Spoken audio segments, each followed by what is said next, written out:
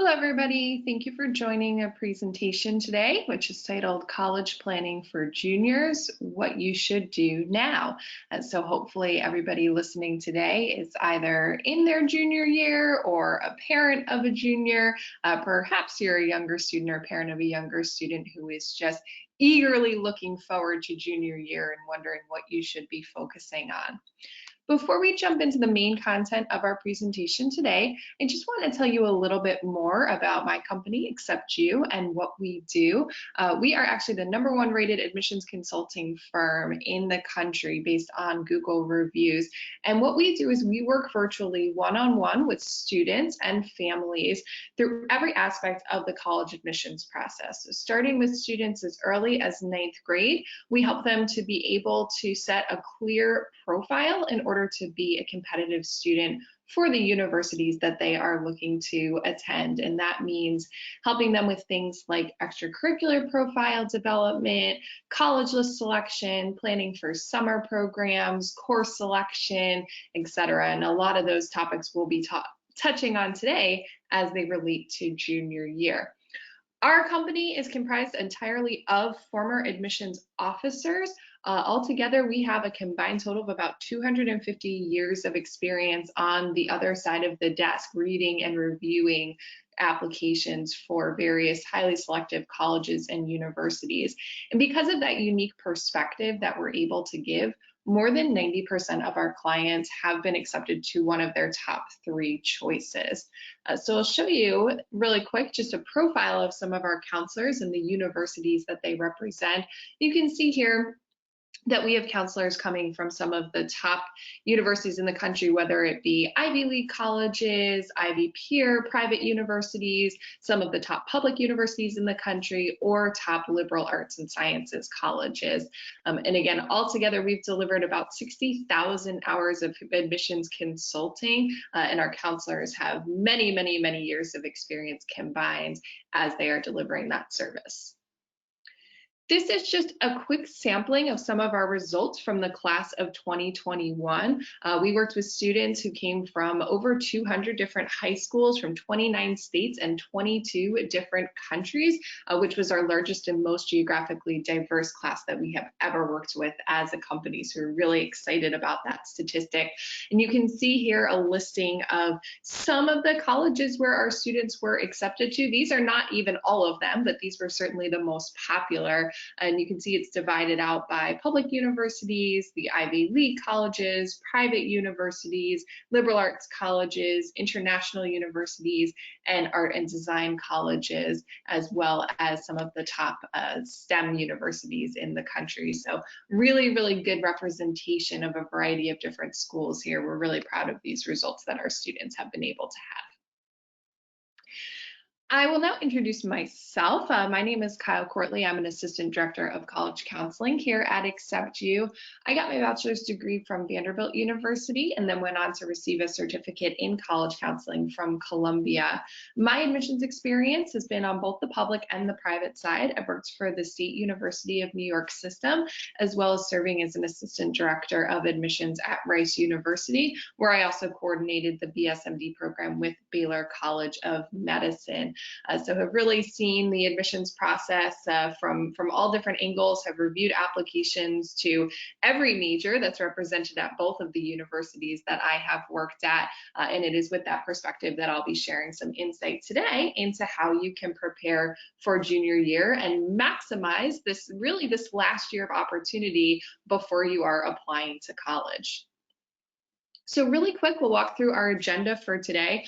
First, I'm going to touch on the importance of junior year. If you are a student who is currently in junior year, you probably know this, right? This is the most important year when it comes to college admissions. But if you're a younger student looking forward, just want to stress what the importance is of junior year. And for those who are in it, we can touch on what are the things that you should be focusing on. That includes stuff like gathering information about the college admissions process, starting to build your college list, planning for standardized exams, and then also planning for your summer activities for the summer in between junior and senior year, and rounding out your extracurricular profile before you are submitting your applications. Then finally, we'll talk about planning for senior year. Not going to dive too in depth with that, but we'll talk about what the pieces are that are left after junior year that you need to think about as you are going into your senior year. So we'll start by focusing on the importance of junior year, right? Why does junior year matter so much in the college admissions process? And one of the things that is arguably the most important piece of junior year is starting and maintaining a challenging curriculum and strong grades. You could ask any one of the AcceptU counselors, you could probably ask any admissions officer at any university, what is the number one thing that you look at when you look at a college application? And their answer is going to be your transcript. What courses have you taken? What was available to you within the context of your high school, and how did you do in those courses, right? Your 4 years of school, or I guess 3.5 by the time that you're applying to a university, are the clearest picture to an admissions officer of your ability to be successful at their college or university. So junior year is really the chance to prove yourself, and more than likely it's your chance to prove yourself in what is going to be your most challenging curriculum, right? In 9th and 10th grade, if your school offers AP courses, maybe you had 1 or 2 in those years, but it's likely that in junior year, you've really ramped up the number of AP courses because many more likely became available to you during this time. Same thing for students who are at schools that are in an IB diploma program, right? 9th and 10th grade is the pre-IB curriculum, and then in 11th grade and 12th grade, you're moving into that full IB diploma program. So really ramping up the rigor of your courses. So it's incredibly important that you do well in junior year to be able to show a university that even as your courses get more challenging, even as you're bumping up that rigor, you're still able to maintain the academic record that you've been showing. If you are a student who maybe struggled a little bit at the beginning of high school, and that's perfectly fine, it happens to a lot of students, junior year is a chance to show an upward trend in grades, which is something that also is really valuable for an admissions officer to see. So again, if you were a student that maybe had some lower grades in 9th or 10th grade, but you kind of feel like you've got your footing under you, you have some momentum now, right? Going into junior year, it's really important to try your hardest to do as well as you can in all of your classes to be able to show forward momentum to those admissions officers. Junior year is also an important time to really involve yourself in your extracurricular activities, especially due to the pandemic last year, right? If you were in sophomore year last year, or even if you were a younger student, it's likely that your extracurricular activities took a little bit of a hit, right? Things that normally you would have done in person, you weren't able to do. Maybe sports events got canceled, you weren't playing on a team that you normally play on. Perhaps you do other types of competition like debate or Model UN or a Bio Olympiad, and I know many of those competitions were canceled as well. So now is the time to really go and re-immerse yourself into all of those extracurricular activities that perhaps you had been involved in earlier in high school, but maybe you weren't able to engage in to quite the level as you would have liked during the pandemic year last year. Junior year is also time to take that next step in your extracurricular activities. So if you're somebody who's been involved with a number of clubs and organizations, but you've really just been a member, right? You show up to meetings, you come on time, you're involved in projects that are happening or team competitions, right? But you haven't taken that next step in terms of leadership, or you haven't started to mentor younger students within a club or organization or on a sports team that you're a member of. Junior year is really the time to do that. It's the time to think about, okay, what have I already done in my extracurricular activities, and how can I take that next step in order to show growth within my extracurriculars?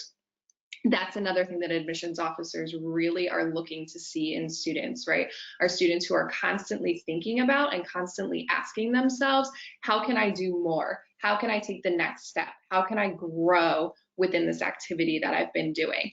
And now, of course, this is not to say that you need to have a leadership position in every extracurricular that you're involved in, right? You may be a member of 4 or 5 different clubs, you may have a job outside of school, you may do music lessons, dance lessons, right? You don't need to be a captain of every team that you're on or president of every club that you're a member of, but certainly thinking about what are maybe the 2 or 3 activities that you're most passionate about, and really trying to push those, push the leadership, push the growth within those, and take initiative of those activities.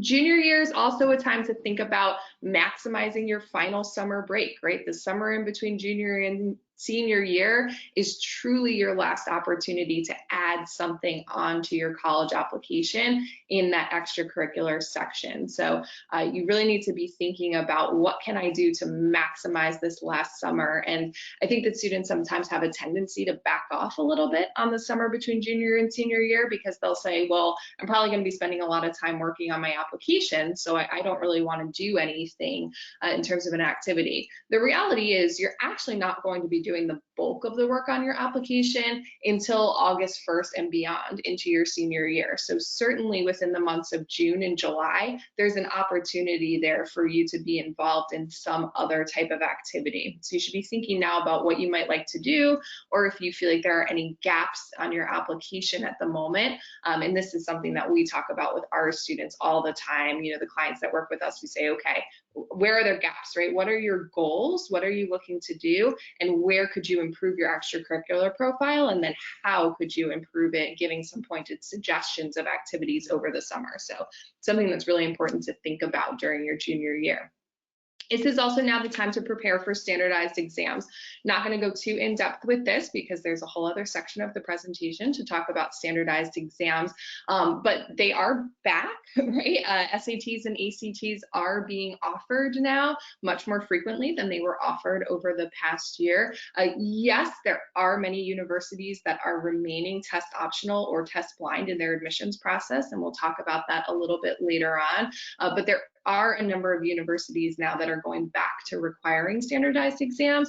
And so it is important for you to at least plan to take some standardized tests during your junior year. And then if you don't get the scores that you want, or you are applying to universities that are test blind, of course, then you don't need to submit those scores, but you should still plan to take them so that you're able to maximize the number of universities that are available to you, and so that you're not missing out on any opportunities, right, at schools that might require those standardized exams.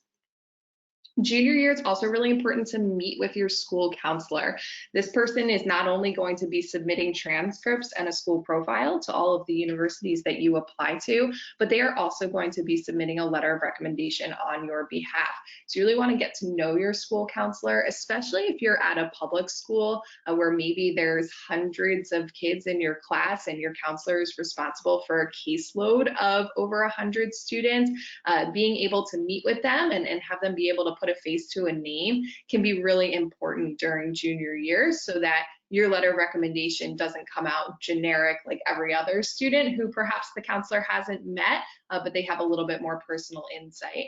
If you go to a smaller private school that perhaps has its own college counseling department, it's likely that you are going to have frequent meetings in your junior year, but it is important to make sure that you show up for those, make sure that you maximize those chances to meet with your counselor, and again, be sharing information about what you've been involved in, what are your proudest accomplishments, right? Because these are all of the things that your counselor is going to be writing about when they submit a letter of recommendation on your behalf.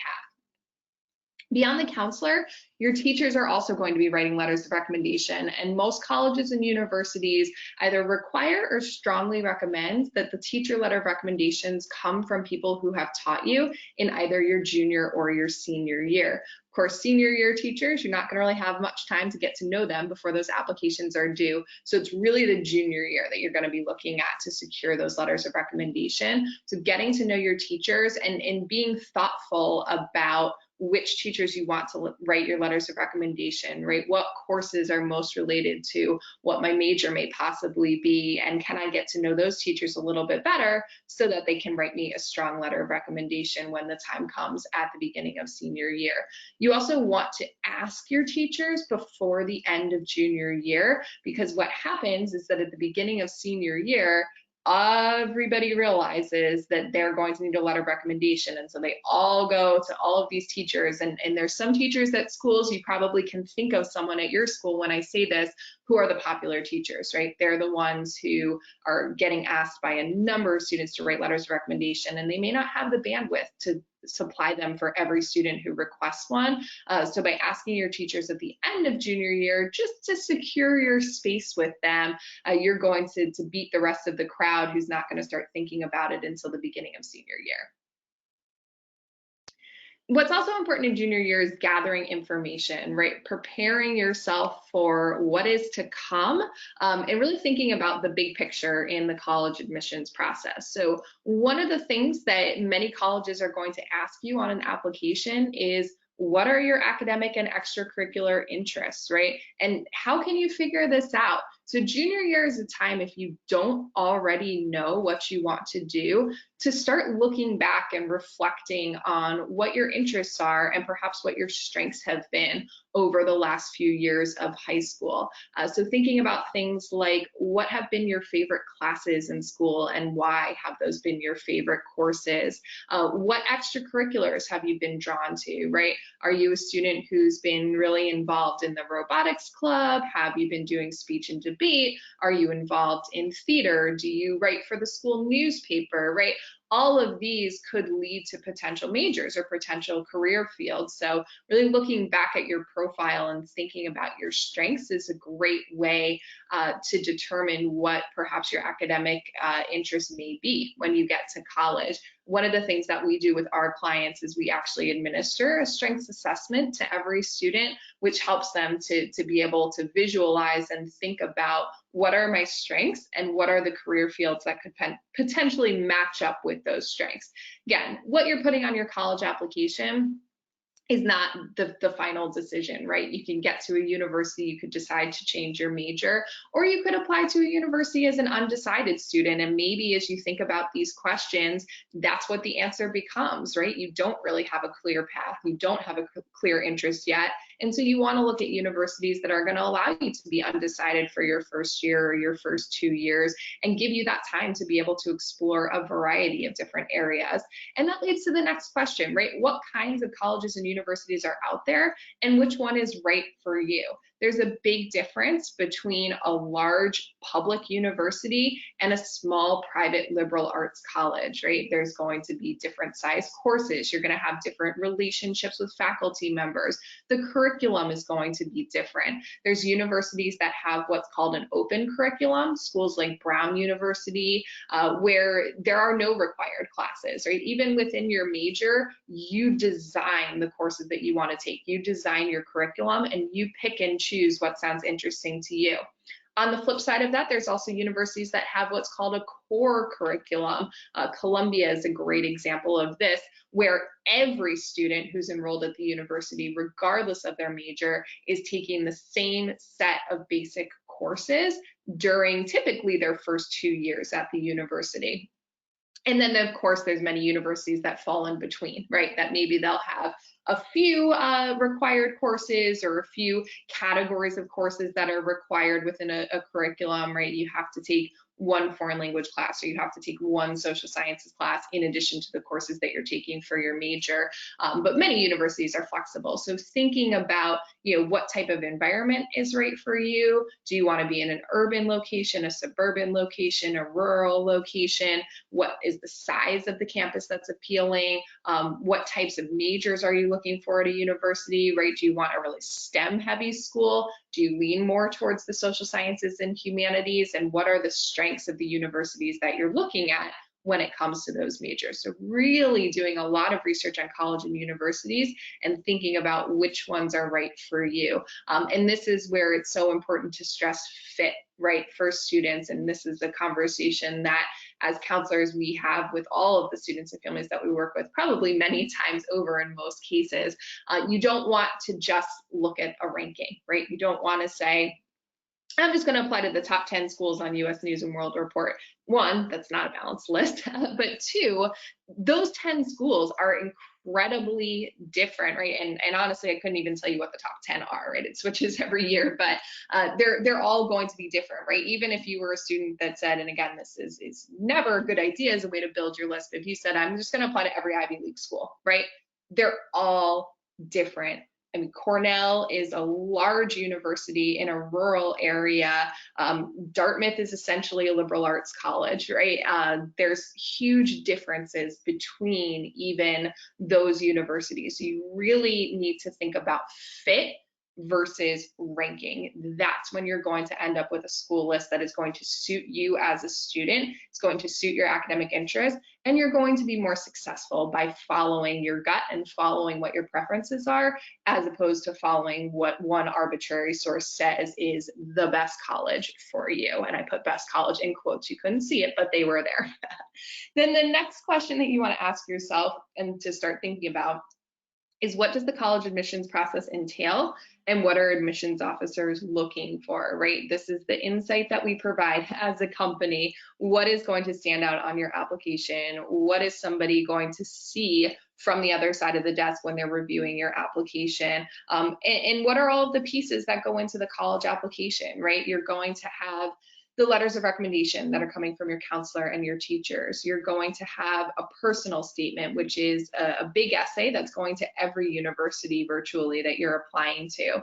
Many universities are going to have supplemental essays that you'll need to answer that are specific to that college or university. You're going to be listing out your extracurricular activities as well as awards and honors that you've won, right?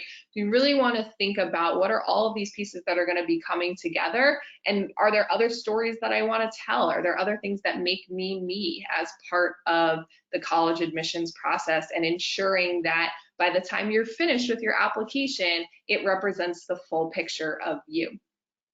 And then finally, thinking about standardized exams, right? And this is where, with the test optional and test blind policies that have come into play, I guess really quickly, I'll define those for everybody.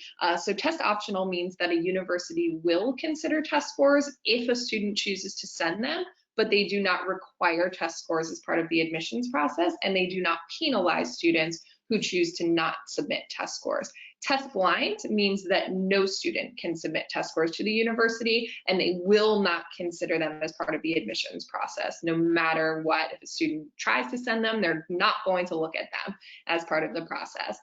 So one of the big steps that you can take in junior year is starting to think about the colleges that you may be interested in applying to, and looking at what their standardized testing policies are. Are they a test optional school? Do they require standardized tests? Are they test blind? Are they test flexible, meaning maybe you could send AP scores but not an SAT score? And then you want to think about, how can you maximize your scores, right? Are you going to need to do private tutoring? Are you a student that is going to be able to study on their own, maybe using a book or Khan Academy, and really making sure that you set a timeline for yourself of when you want to take the standardized test, and then working towards making sure that you are ready for that exam on the date that you signed up for it, by doing whatever level of preparation is going to be necessary for you. And this is unique for every student, right? I know there's some students who need to start studying for an exam 6 months before they take it, because they're better working in smaller chunks over a longer period of time. There's other students who maybe start only a month or 2 months before they take the exam, because they're the students who are better at cramming information and then taking the exam. There isn't a right or wrong answer. It's based on what your strengths are and how you feel that you are going to be able to perform the best on one of these standardized exams. Now, thinking about building the college list, right? We've talked about this a little bit, but I just want to dive a little bit deeper into how you can set some goals for yourself, and how is it that you learn about a college or university, right? So first of all, this is what I've touched on already. Consider what you like or don't like in a college or university, right? Do you want Division I sports teams? Maybe you're not an athlete, but maybe you're a fan and you want to be able to go to a football game that's going to be broadcast on ESPN. Do you like a big school, right? Is it okay if you have a few larger classes that are going to have maybe 200, 300, 400 students in them? Or are you a student who needs small courses, right? You don't want a class that's ever going to be bigger than 30 students, regardless of whether it's an introductory course or a very specialized course for your major. Do you want interactions with your professors, right? Is it important to you to be able to really get to personally know the people who are teaching you in your courses? Or do you say, you know what, it's okay if I don't necessarily know every person who's teaching me in every single one of my classes? Are you looking for study abroad opportunities? Do you care about Greek life? Do you want to join a fraternity or a sorority? Or do you want a university that doesn't have anybody who's in a fraternity or a sorority? What type of environment are you looking for around the campus, right? Do you like a college town? Do you like a larger city? Do you like being on a true defined campus, or do you not mind if a campus is in the middle of an urban area and there's a building here and there's a building there, but there's no wall around the campus and there's no green space like you might find at maybe a more rural or suburban university? These are all of the things that you need to consider. And then, of course, on top of that, you also need to be thinking about your academic interests and ensuring that any university that you are putting on your list is going to have a program that is going to be appealing to you. How can you do this? Visit college websites, right? Spend some time exploring on the admissions page. Typically, there's even a tab that just says about us, right? About a university. Will there be advertising, all of the unique factors of a university? Look at the list of undergraduate majors and minors that are offered at the universities. Click on majors and minors that sound interesting to you, which will take you to the department websites. On the department websites, look at the research projects that students are doing. Look at the list of courses that are available to students within that department. Some will even show you career outcomes, right? They'll say, typically students who major in this are going on to do XYZ or to go to ABC graduate schools. That can be really helpful information for you, especially if you're still undecided on exactly what you want to do, to be able to kind of visually see, oh, a major in sociology could lead to X, right? Another thing to do is make unofficial and official virtual college visits.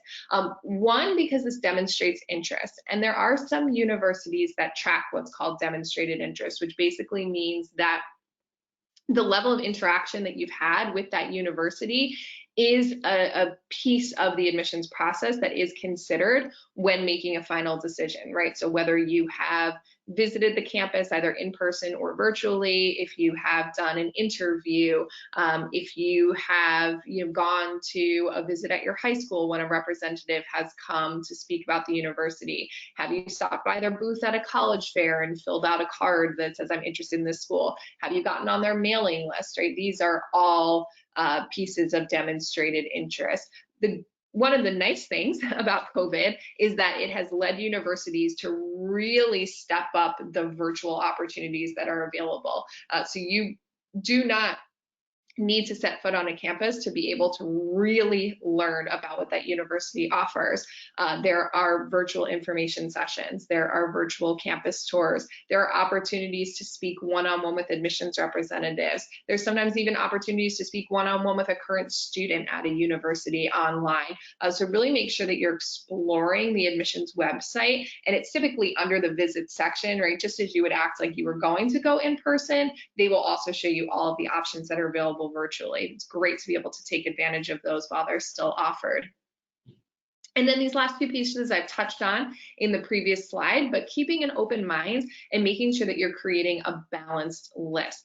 So we typically define universities in one of three categories: a likely school, a target school, and a reach school. A likely school is a school where 75% of the time or more, you should be admitted to that university, right? Your grades, your test scores, their admissions rate all show that you are above typically who they're accepting. It should be a no-brainer, right? You should submit your application and you should be getting that acceptance letter. Again, it's never a guarantee when it comes to college admissions, but a likely school is one where, again, about 75% of the time or more, we're going to say you should be admitted to this university.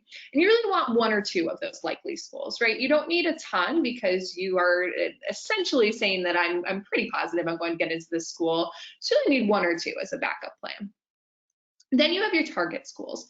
Target schools are ones where your profile matches the profile of students who are typically admitted to that university. If we're looking at it in kind of acceptance rates or chances of acceptance rate, we'd be saying a school where between about 25 and 60% of the time, you should be admitted to this university. So again, if you look at the average test score, if you look at the average GPA, if you look at historical data, if your school has Naviance, you can go in and see, who's been accepted, who has not been accepted over the past few years, and where do you fit within that. And if you're kind of right in that group of students who are typically accepted to that university, that would be a target school. A reach university is a university that falls into one of two categories. One, it is either a university where your profile is below the profile of a student who is typically admitted to that school, or it is a university with an acceptance rate of 25% or less. I every year have students who think that a school like Rice University or a school like Duke University is a target school for them, because when they look at the average test scores and they look at the average GPA, they fall within the middle 50%. But Rice and Duke have acceptance rates that are around 10%. It's a reach school for everybody who submits an application to those universities. So that's where there's kind of two factors that come into play when you're thinking about what makes a reach school. So what would a balanced list be? Typically, a balanced list would be, again, 1 to 2 likely schools, 4 to 6 target schools, and 1 to 2 reach schools. And ideally, a reach school would also be one where you might consider applying early decision, right? An early decision is where you are committing to one university and you are saying, if you accept me to this university, I will withdraw all of my other applications. I will not apply to any more schools, and I will deposit at your university. That comes with a slightly higher acceptance rate, which is why it's a great idea strategically to apply early decision to a school that might be a reach, because you're giving yourself an increased chance of acceptance to that university. Again, never a guarantee, but it does bump up your chances. So in total, we're looking at a list of about 8 to 10 universities, right? Again, 1 to 2 likely, 4 to 6 target, 1 to 2 reach schools, and perhaps one of those reach schools as an early decision school as well. Now moving into standardized exams, right? Again, we touched on this a little bit. I do think that it's important for students to still be planning to take standardized tests, regardless, again, of whether a university is test optional, test flexible, right? Of course, if the only universities you're applying to are test blind, you don't need to worry about it, but I don't think that that is the case for many students.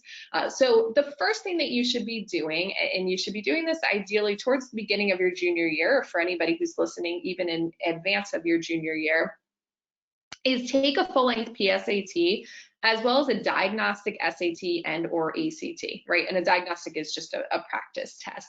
And that's something that we offer to all the students who work with us, right? We've got a test prep partner. We're able to give them free access to a diagnostic SAT and ACT, and see which exam you score the strongest on, right?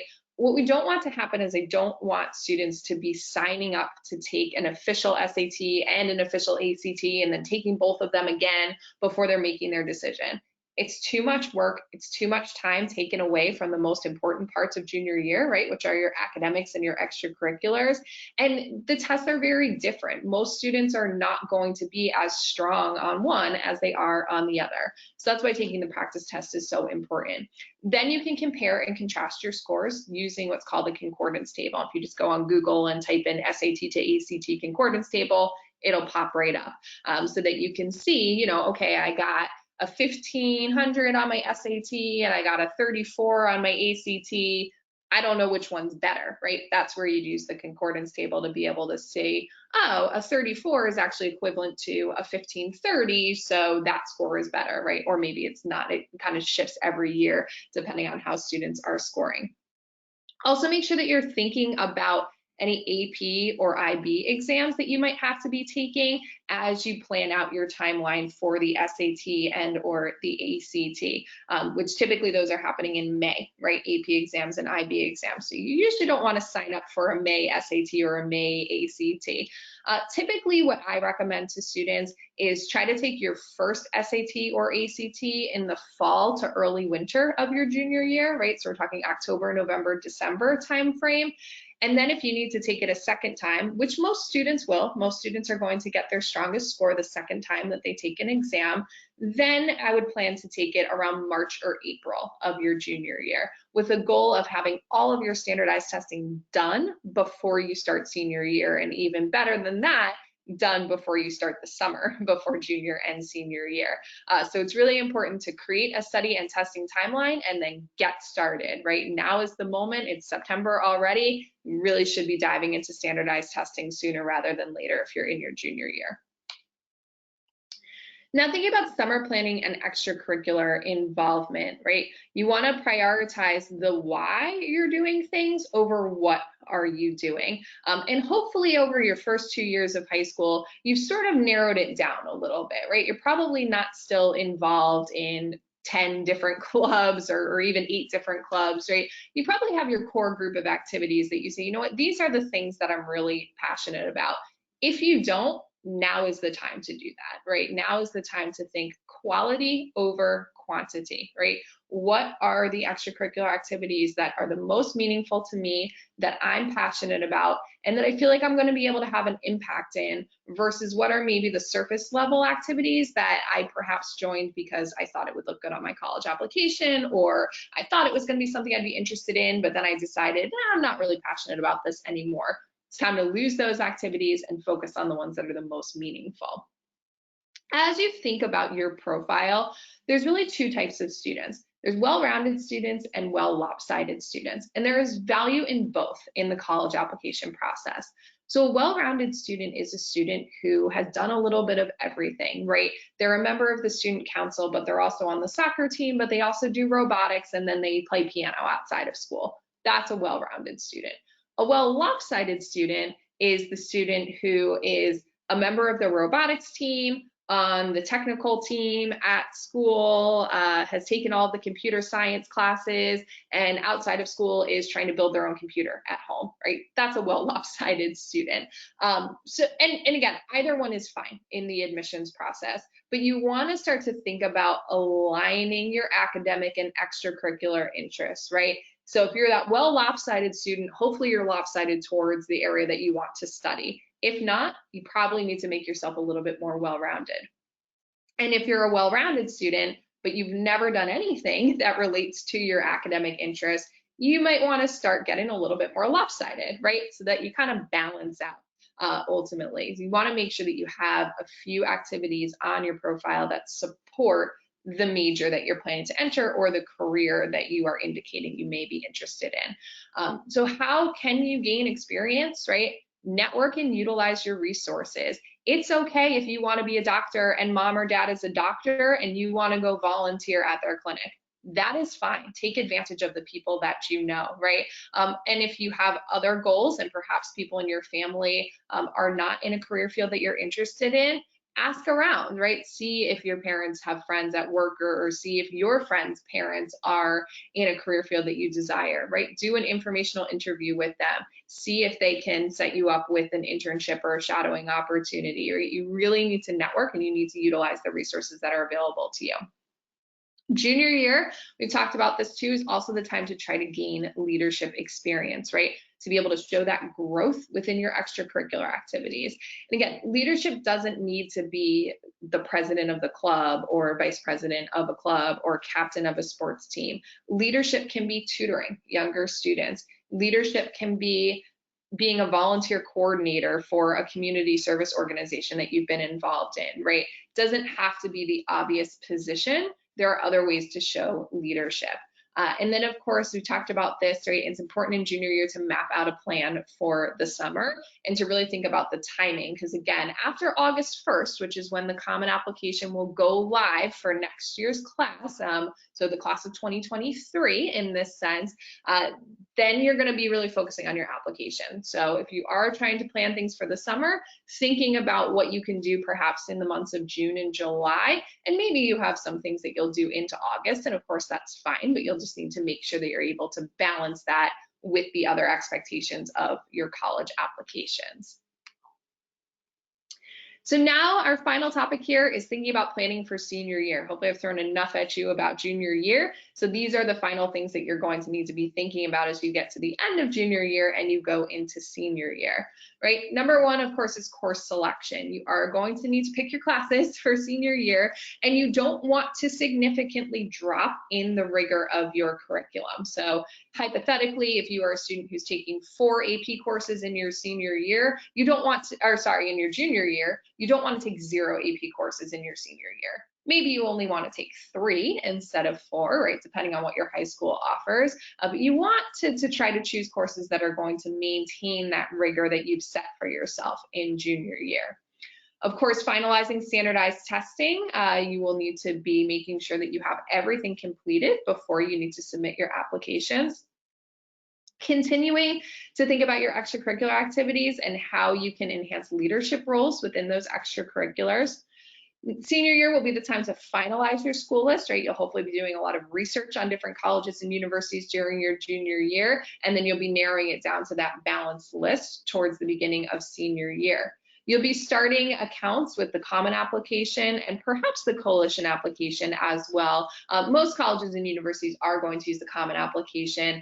There are a few exceptions. There are schools that utilize their own applications. Those would be the University of California schools, Georgetown, MIT, so you may need to be opening other accounts. And then there's a few schools that only use the coalition application, but many of those are starting to go over to the common application now. So you may only have to use the common app and then school-specific ones if you're applying to some of the universities that I just mentioned. Senior year is the time to be focusing on essays, right? These are a huge component of the college admissions process. And I would say probably the piece that as college counselors, we do the most work with students, right? Is helping them to make sure that their narrative that they're presenting on their application is authentic to their voice and that it's conveying the points that they want to convey to an admissions officer, and ensuring that they're writing these engaging and memorable essays that can really take a strong application to an exceptional application in the eyes of an admissions officer.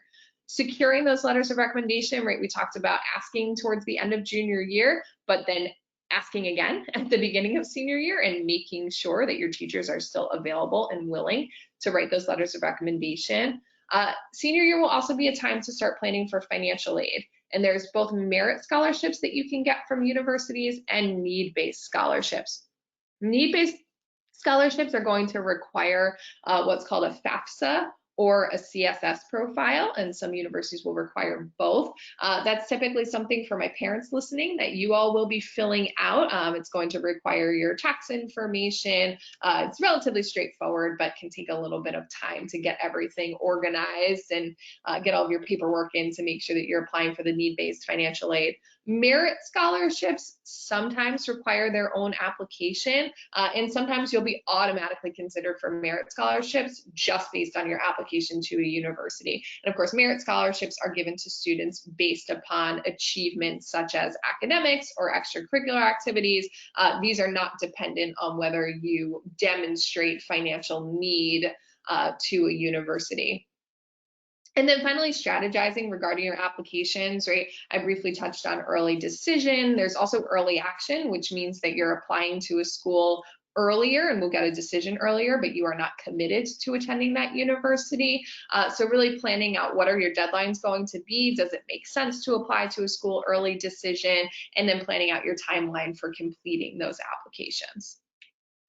So just some final words of advice, right? Earlier is always better. And if you're attending this webinar and you are at junior year or below, this is the perfect time to be listening to it. If you're listening to this webinar and you're in your senior year, I don't know what you're doing. You should be working on your college application. Earlier is always better when it comes to planning for the college admissions process. Do not wait until your senior year. Do not wait for extracurricular activities, right? You are not going to be able to have significant involvement that is going to differentiate you from other students if you start something and have only been doing it for 3 months by the time that you apply. It is not going to happen. So you need to really be thinking about your extracurricular profile now. You cannot wait until senior year. Standardized testing as well, right? Really try as hard as you can to complete all standardized testing before senior year starts, because between juggling your applications, your essays that you're writing, your courses in senior year, you do not want to throw an SAT on top of that. You want to have all of that out of the way. Have a plan in place, but be flexible, right? You may change your mind. And right now, right, I'm working with a lot of seniors who are in the middle of the college application process, and I'm constantly getting emails about, you know, I changed my mind. I thought I liked this school. Now I like this school. Or I've decided that I want to apply early decision here instead of there, right? And it's changing their timeline, it's shifting things around. That's okay. You need to be flexible as you go through this process, but you also want to have a plan in place so that if things do change, you're already on target for everything else when it comes to your application. And then if you've made any mistakes, now is the time to correct them, right? Academically, if you haven't been the strongest student, junior year is the time to show up, right? And to really show those admissions officers that you can do well in your courses. If you haven't been as involved as you would have liked to have been, now is the time to join those extracurricular activities. If you haven't thought about college yet, now is the time to start doing some research and thinking about what your priorities are, right? It is not too late, but it will be too late if you wait. So now is the time to fix these mistakes and to get yourself back on track for the college admissions process. And that's where we're here to help you. So if you would like to connect with us, we would be happy to talk more with you about the services that we offer. You're welcome to set up a complimentary introductory call by filling out a form at the link here. Just note that it is acceptu.co, not acceptu.com/intro call. If you have any general questions, you're welcome to email us, call us, text us, or connect with us on social media. We also do have some great resources on our social media pages. We publish a blog every month and every week actually, with lots of great resources. So definitely be sure to get connected with us. Thank you so much for listening to the presentation, and I hope that you have a great rest of your day.